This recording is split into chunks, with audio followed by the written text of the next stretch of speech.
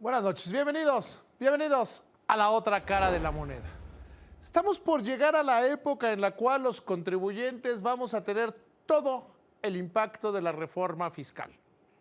Esta reforma fiscal que entró en vigor el primer día del año pasado, empieza a tener sus resultados en las declaraciones mensuales. Ahora llegamos a la parte donde personas físicas y morales tendrán que entregar declaraciones bajo nuevas reglas, bajo unas reglas diferentes, donde, a decir de la mayoría de los contadores, habrá un impacto fuerte en los bolsillos de la inmensa mayoría de los contribuyentes.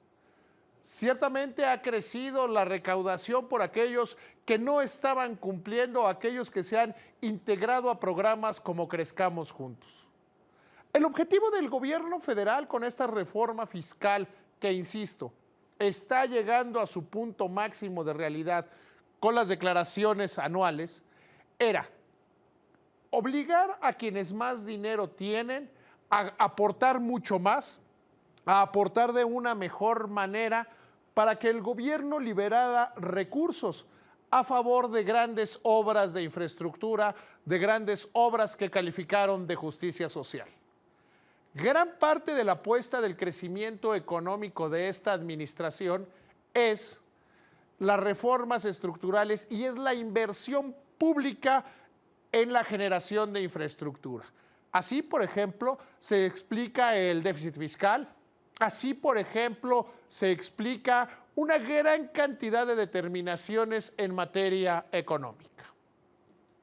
Sin embargo, tenemos que analizar la otra cara de la moneda de las licitaciones.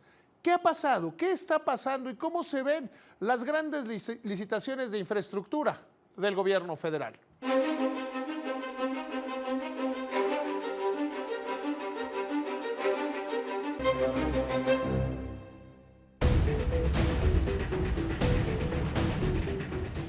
Aristóteles Núñez, jefe del Servicio de Administración Tributaria, aseguró que la recaudación fiscal será de más de 2 billones de pesos con una importante aportación de los trabajadores asalariados a través del ISR y lo que se genera mediante el IVA en consumos que llevan este gravamen.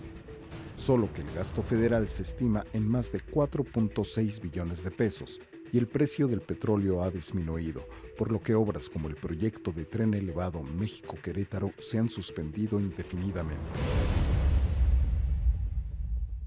La gran apuesta de la administración de Enrique Peña Nieto para transformar a México fueron, insisto, las reformas estructurales y una reforma fiscal que busca atraerse más recursos para poder financiar obras de infraestructura.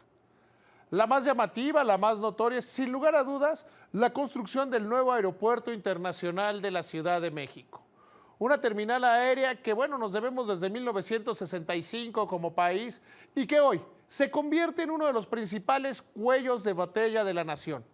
Gran parte de la imposibilidad de seguir desarrollando el centro del país y en una buena medida toda la nación tiene que ver con la incapacidad del aeropuerto de la Ciudad de México para seguir recibiendo más vuelos, más turismo, más carga.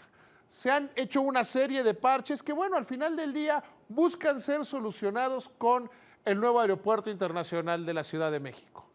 Desgraciadamente hay quienes consideran que el impacto que ha tenido la caída en el precio del petróleo, el cambio de paradigma que se ha dado en este sector, dificultará esta obra de infraestructura. La realidad es que para todo este año los recursos están garantizados, que hay intención de muchos de seguir participando porque se trata de un negocio verdaderamente rentable. Sin embargo, también hay otras licitaciones que son verdaderamente importantes, fundamentales para el desarrollo del país. Ahí está, por ejemplo, la Ronda 1. Una Ronda 1 que tuvo que cambiar, que debió ser modificada para entender cuáles son los nuevos paradigmas del petróleo. Había campos petroleros que no podían salir, que no debían ser puestos en operación porque simple y sencillamente no son rentables. Otros siguen siendo rentables a los actuales niveles del precio del petróleo y eso va a generar una importante cantidad de inversión.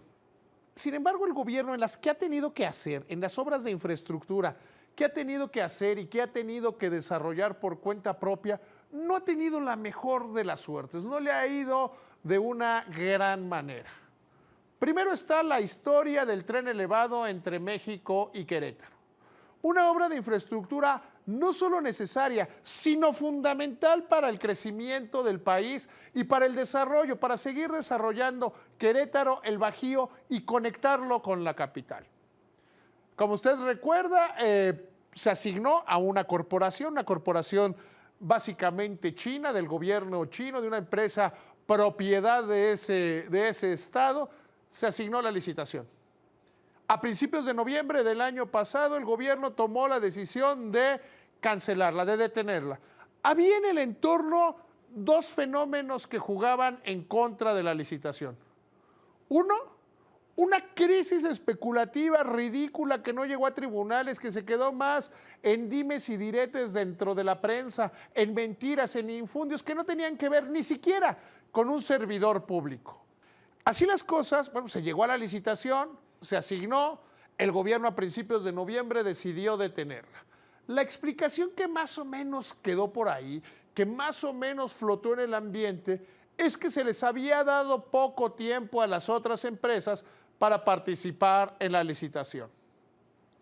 A partir de eso, el gobierno tuvo que reconstruir todo el proceso.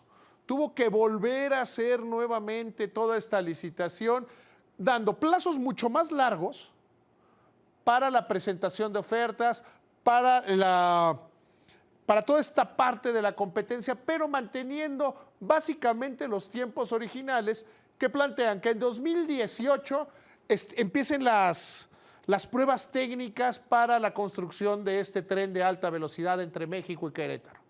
La gran pregunta sigue siendo, si al final del día se vuelve a presentar una sola empresa, si al final del día no hay tanto interés por construirlo, ¿cómo jugará el gobierno? Más allá, si la empresa que había ganado en la primera ocasión vuelve a ganar, ahora desaparecerán las quejas, desaparecerán los gritos de aquellos que solo por cuestiones políticas buscan escandalizar. Habrá que estar muy pendientes porque es el gran reto. Y sí o sí, el gobierno tiene la obligación de construir este tren porque, insisto, la reforma fiscal, todo este esfuerzo que se le pidió a los contribuyentes, que se le exigió a una parte importante de la población, debe convertirse en obras de infraestructura en beneficios de la mayoría. Pero pasemos a otro tipo de licitaciones, a licitaciones que son total y absolutamente diferentes. Quizá dentro de todas las reformas estructurales implementadas por esta administración, con apoyo de prácticamente todos los partidos políticos, la que más éxito ha tenido es la reforma a las telecomunicaciones. Estamos viendo en este sector cambios verdaderamente diametrales. Hoy por hoy hay en telefonía un competidor de talla internacional que ha venido creciendo por la vía de las compras, por la vía de las adquisiciones y que se le puede enfrentar al considerado, al calificado por el Instituto Federal de las Telecomunicaciones como preponderante. Hemos visto la desaparición de la larga distancia nacional, lo cual genera ahorros por 20,000 millones de pesos para la mayoría de los mexicanos. Y otra de las partes importantes de esta licitación es la apertura de una o dos cadenas de televisión abierta. Como usted recordará, era una demanda muy antigua, verdaderamente añeja, de que se abriera la competencia en la televisión abierta. Y es aquí donde hay 3 empresas que presentaron bases de licitación, empresas con alta capacidad de competencia, que van a generar algo muy relevante. Van a aumentar la oferta, van a aumentar la competencia. Y sabemos, y si no lo sabemos, sería nuestra obligación conocerlo, que en un sector donde no hay competencia se genera incompetencia. Véalo usted. ¿Cómo era la televisión en la época previa a la privatización de Imevisión? No había competencia. Era una empresa hegemónica que dominaba todo. A lo largo de estos 20 años cambiaron las cosas, como seguramente lo harán con la entrada de nuevas empresas que vendrán a generar un nuevo entorno de competencia. Absolutamente todos los mexicanos sabemos, o deberíamos hacerlo, que pagar impuestos es algo que nos termina beneficiando, que es una obligación que hay que cumplir, en la cual el Servicio de Administración Tributaria ha venido trabajando en hacerlo más fácil. Tenemos que ver cómo se ha cambiado y cómo se ha modificado la manera de pagar impuestos. No hay que hacer un esfuerzo grande de memoria para recordar cuándo la posición de los recaudadores de impuestos era: si cumples con tus impuestos, conoces a Lolita, y si no, te enfrentas a Dolores. Hoy es total y absolutamente diferente la posición. El Servicio de Administración Tributaria no solo se ha tecnificado, sino que esto ha permitido convertirse en asesores de las personas. Antes, hace no mucho tiempo, cuando un contribuyente se presentaba ante el fisco, tenía miedo, tenía pavor, tenía un pánico fundado de que iba a terminar todo mal. Hoy encuentra ayuda, hoy encuentra apoyo en el cumplimiento, insisto, de una obligación. Sin embargo, hoy que estamos llegando a los tiempos de las presentaciones, de las declaraciones anuales, ya no se puede postergar nada. Ya viene todo el impacto de la reforma que, insisto, tenía como eje central pedirle un esfuerzo mayor, un sacrificio, quitarle dinero a los que más tenían para que el gobierno lo distribuya de una mejor manera entre los pobres. Lo que tenemos que hacer es cumplir con la obligación, no esperar al último momento para ajustarnos en materia fiscal. Tenemos que acercarnos, mire, haga su cita con el SAT, vea estas cosas que le llaman mal llamados tutoriales, que más bien se tratan de inducciones, se tratan de explicaciones que dé el Servicio de Administración Tributaria, y aproveche las asesorías. Si usted no confía, si usted tiene alguna duda en su contador, hágalo de esta manera. Pero por el otro lado, también le tenemos que exigir al gobierno que cumpla con las obras de infraestructura, que cumpla con toda aquella parte que genera un mayor bienestar para las personas.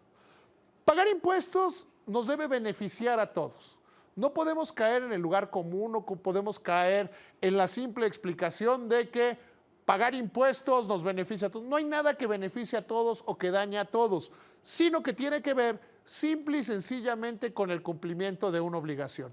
Saber, como lo ha dicho en reiteradas ocasiones Aristóteles Núñez, el jefe del Servicio de Administración Tributaria, que en la medida que aumente el número de contribuyentes, tiende a disminuir la tasa. Se había pensado a finales del año que podría haber cambios en materia fiscal. No los hubo. Esta reforma es con la que nos vamos a mantener el resto del año, y hay que ver de una u otra manera que esta es una calle de dos vías. Una calle en la cual quienes tienen la bendición de tener mayores ingresos deben aportar más y de una mejor manera. Que ciertamente la presentación de esta declaración es complicada y es dolorosa para muchos sectores de la economía. Sin embargo, tenemos que ver el sentido contrario de esta misma calle.